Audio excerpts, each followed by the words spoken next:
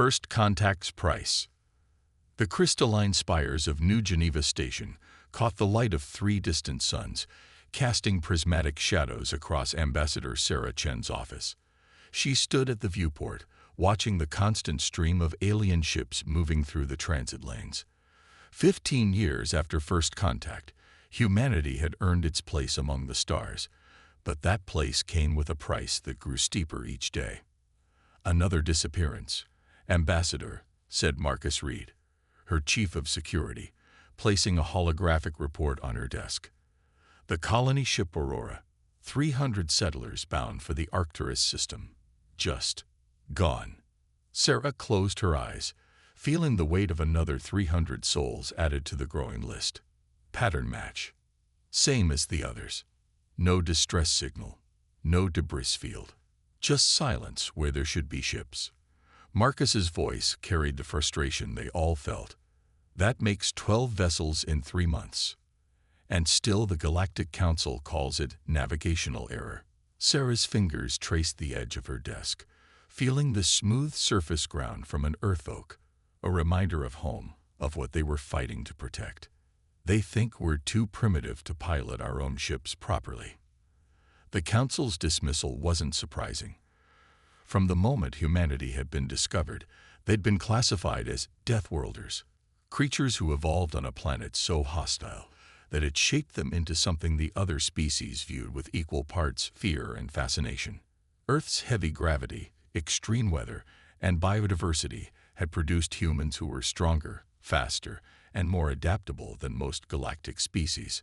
A soft chime interrupted her thoughts. Ambassador, her AI assistant announced, "We're receiving a transmission. Origin unknown. It's different." Sarah raised an eyebrow. Different how? The encryption. It's using an Earth-based algorithm from the pre-contact era. No alien race should know this. Put it through, Sarah ordered, sharing a glance with Marcus. The office lights dimmed as a holographic message materialized in the air. The text was in ancient Greek, another oddity that made Sarah's pulse quicken. They harvest what they fear. The price of evolution is paid in blood. Coordinates follow. Come alone, or don't come at all. Below the message floated a string of numbers, coordinates to a location far outside established space. Sarah recognized the region. It was near where the Aurora had vanished. "It's a trap," Marcus said immediately. "Has to be." "Maybe," Sarah agreed, studying the ancient text. "But why use Earth languages? Why use encryption that's centuries old?" She walked back to the viewport, watching the alien ships glide past, each one a reminder of how far humanity had come, and how far they still had to go to be treated as equals. What if the disappearances aren't accidents? She mused. What if someone's been taking our people, studying the Deathworlders? Marcus shifted uncomfortably. The Council would never allow. "The Council barely acknowledges we're sentient," Sarah cut in. "They see us as fascinating primitives who somehow stumbled into space." She turned back to the message, mind racing. "We need to investigate this." "The Council forbids unauthorized exploration," Marcus reminded her. "If we send a ship, we don't send a ship, we send me."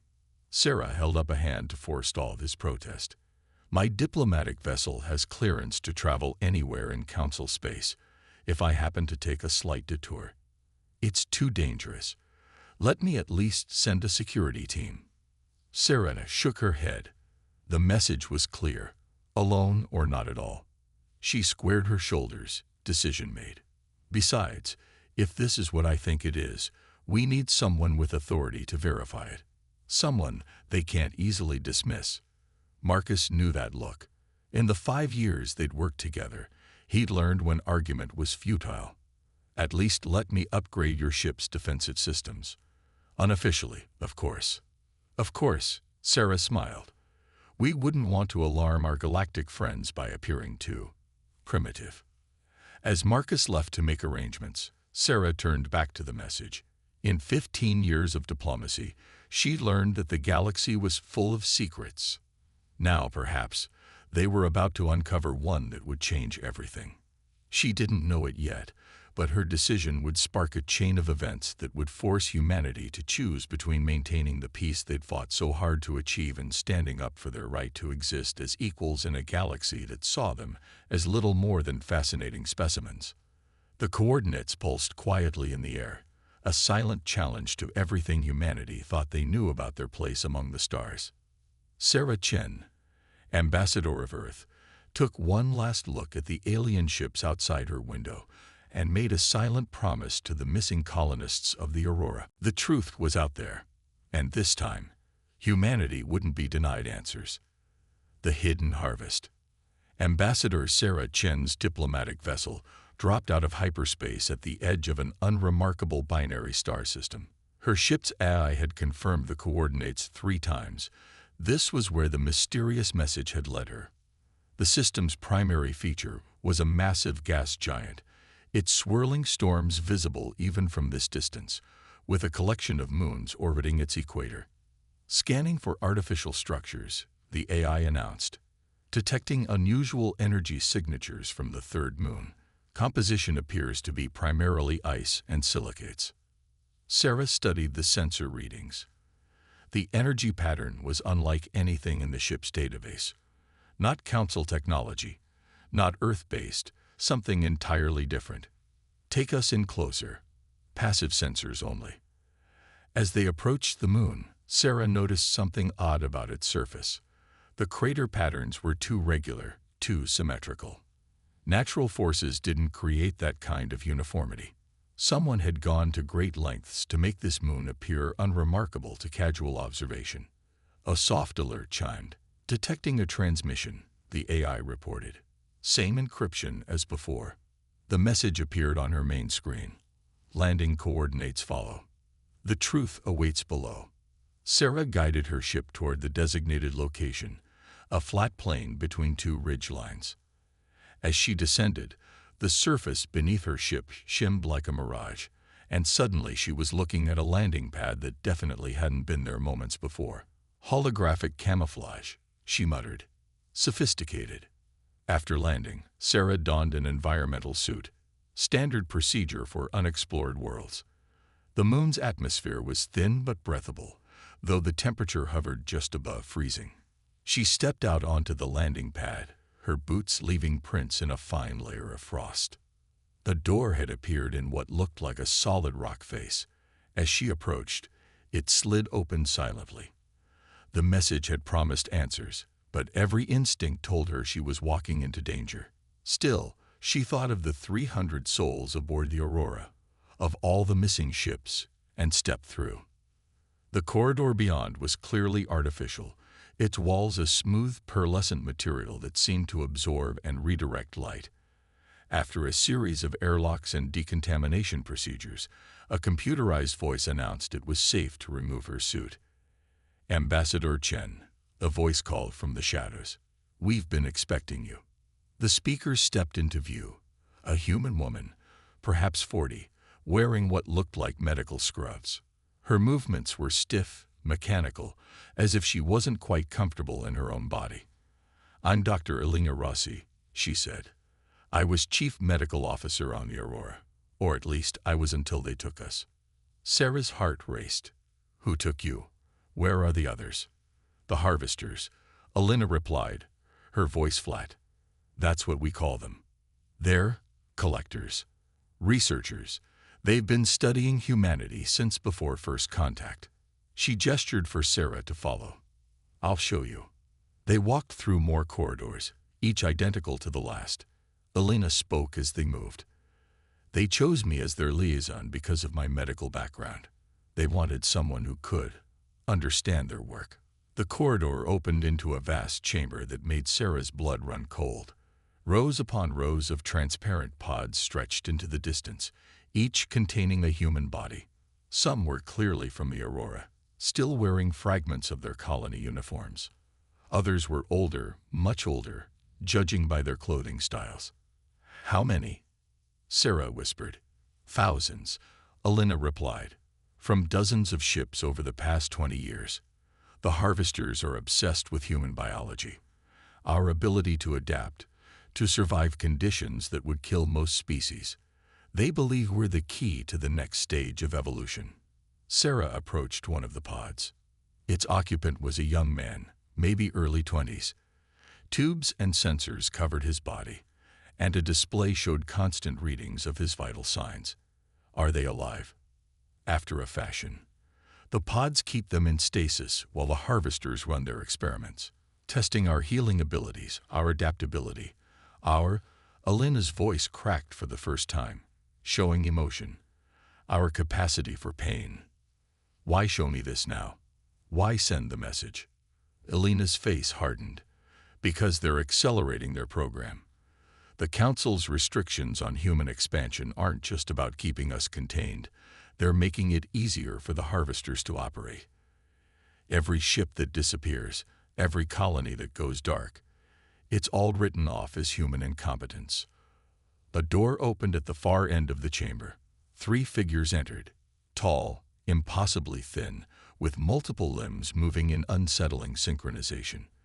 Their bodies seemed to absorb light, making it hard to focus on them directly. The harvesters, Alina said quietly. They wanted you here, Ambassador. They want to negotiate. Negotiate. Sarah's hand moved to the emergency beacon hidden in her collar. Yes. They believe humanity has proven its worth as research subjects. They're offering a deal, official sanction for their research in exchange for sharing some of their findings. The Council already knows, Ambassador. They've always known. The question is, what will humanity do about it? Sarah looked at the pods, at the thousands of humans being treated like lab rats, at the approaching harvesters with their impossible bodies and their cold curiosity. She thought about the Council, about their condescension, their restrictions, their lies. The emergency beacon would send her coordinates to Earth in an encrypted burst. A single press would alert the fleet, but using it would be an act of war against the harvesters, against their Council allies, against the entire galactic order. The harvesters were nearly upon them now. Sarah Chen, Ambassador of Earth, straightened her spine and made her choice. The galaxy was about to learn why humans were called Deathworlders, and why that should have been a warning rather than an invitation. Breaking chains.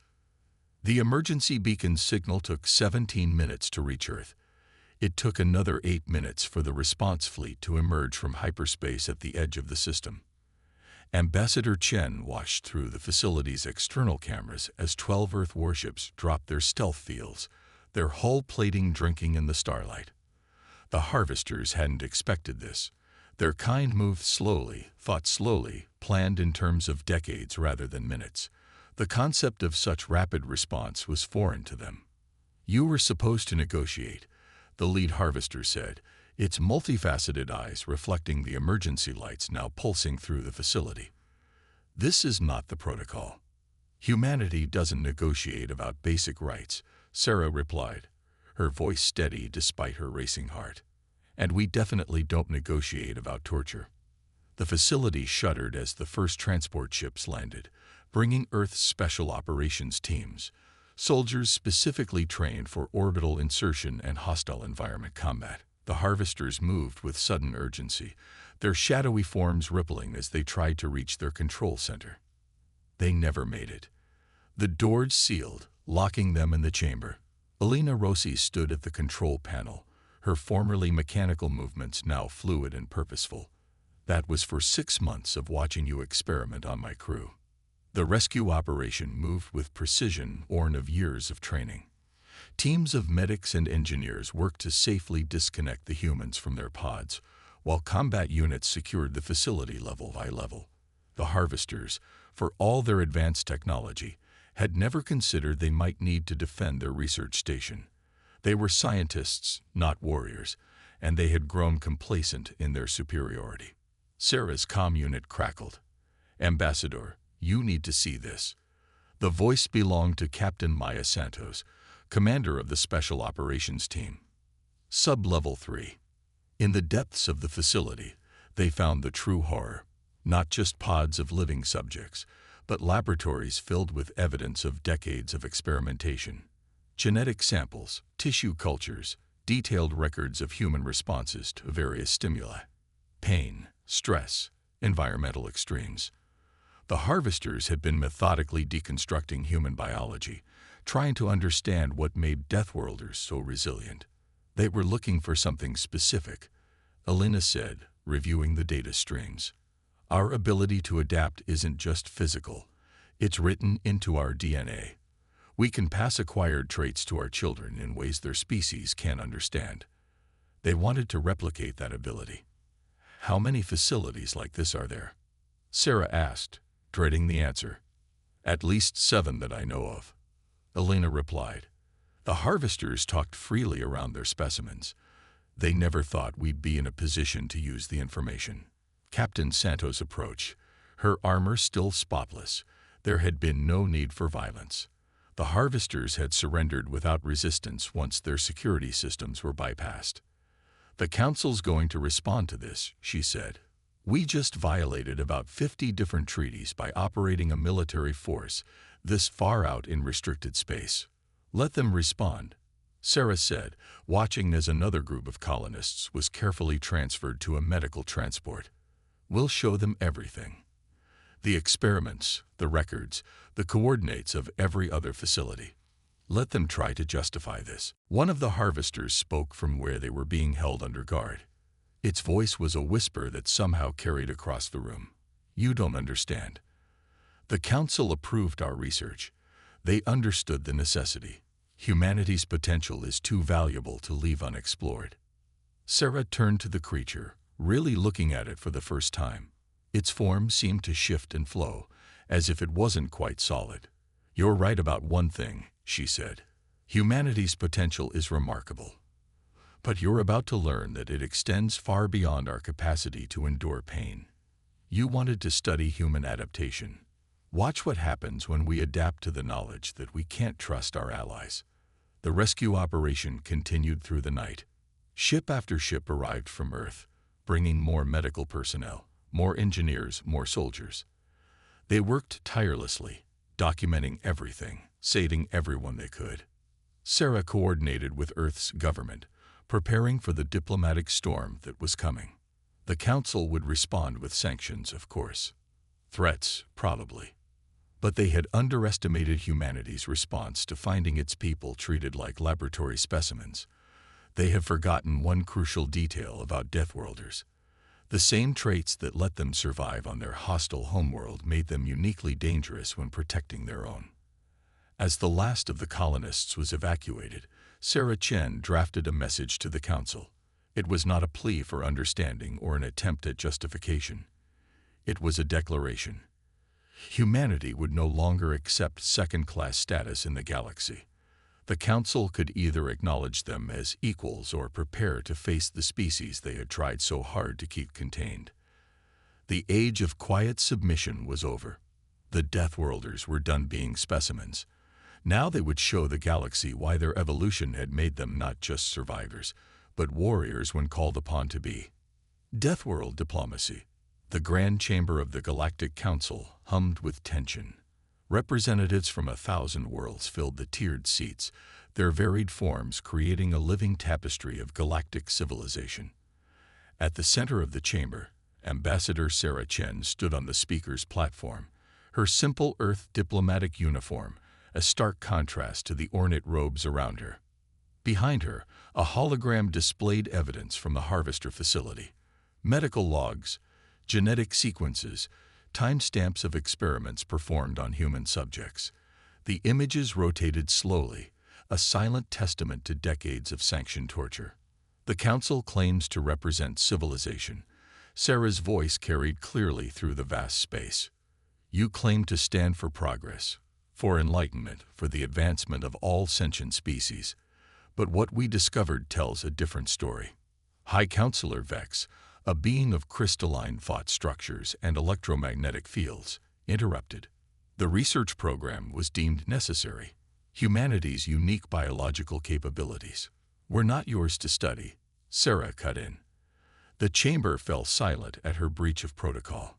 No one interrupted a High Counselor. You didn't ask permission. You didn't seek collaboration. You stole our people, and treated them like laboratory animals. Your species was not yet advanced enough for formal consultation. Another council member stated, this one a massive gas-based intelligence contained within an environmental field. The potential benefits to all spacefaring races. Benefits. Sarah's laugh was sharp enough to make several delegates flinch. Let's discuss benefits. While your harvester allies were dissecting human subjects, did they share their findings about our neural plasticity? Our ability to form new synaptic connections at rates your scientists thought impossible. Did they tell you why they were so interested in our children? She gestured, and the hologram changed to show genetic sequences. They discovered something fascinating about human adaptation. When we overcome challenges, the changes don't just affect us. They become part of our genetic legacy. Every human born on a high-gravity colony is stronger than their parents. Every child of deep space workers has better radiation resistance. We don't just adapt. We evolve in real time. Murmurs rippled through the chamber. Several delegates began urgent private communications with their homeworlds.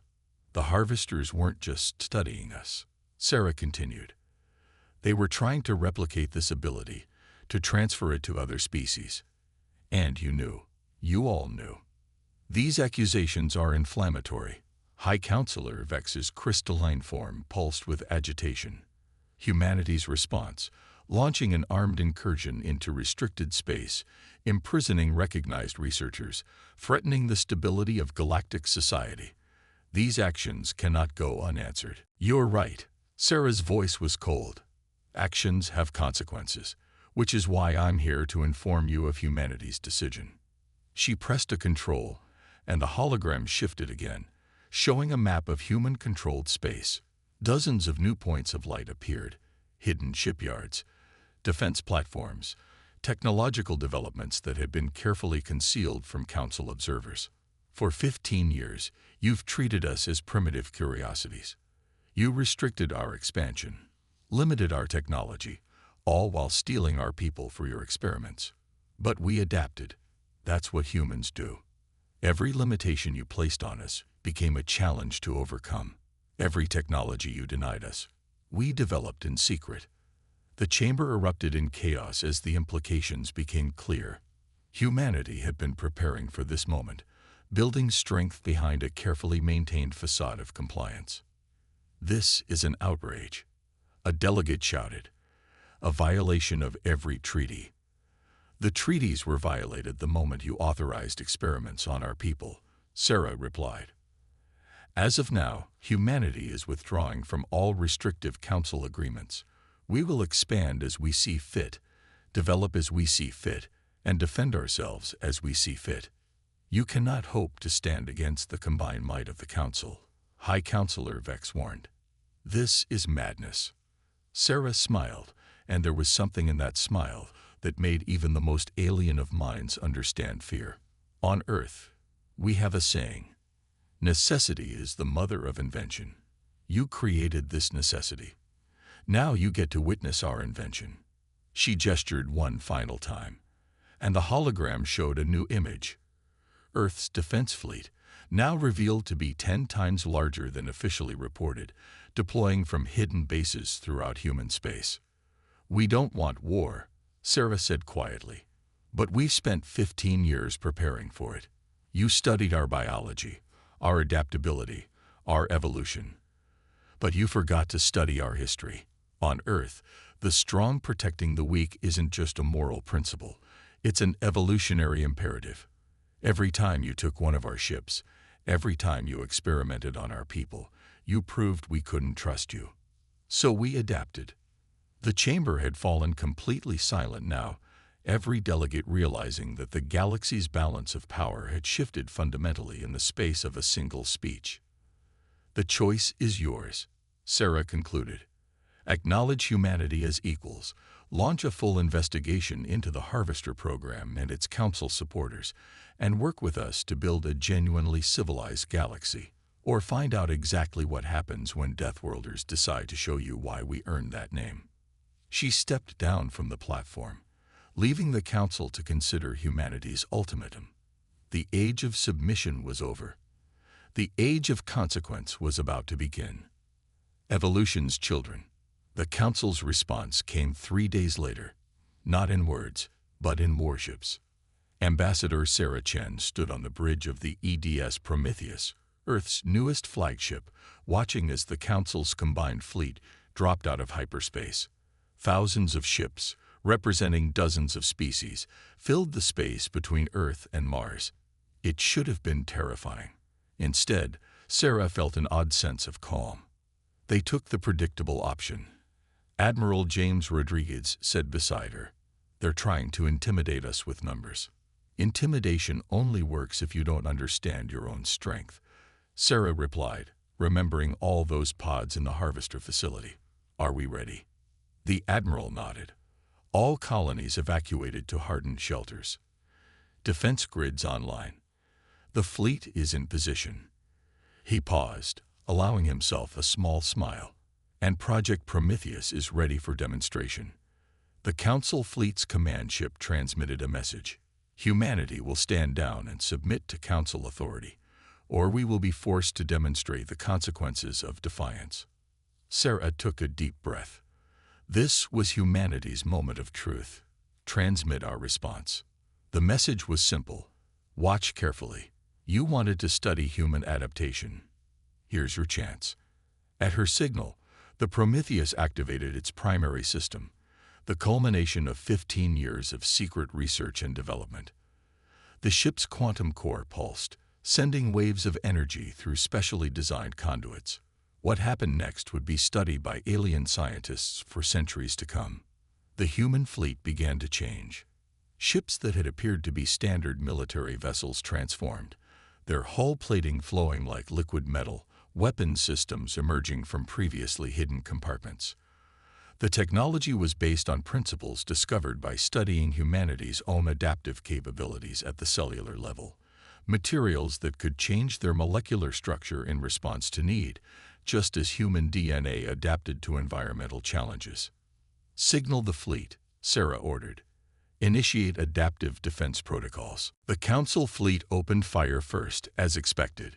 Their energy weapons and kinetic projectiles streaked across space, only to meet something unprecedented. The human ship's hulls adapted in real time, their molecular structure shifting to optimally resist each type of attack. Weapons that should have torn through metal barely left scorch marks.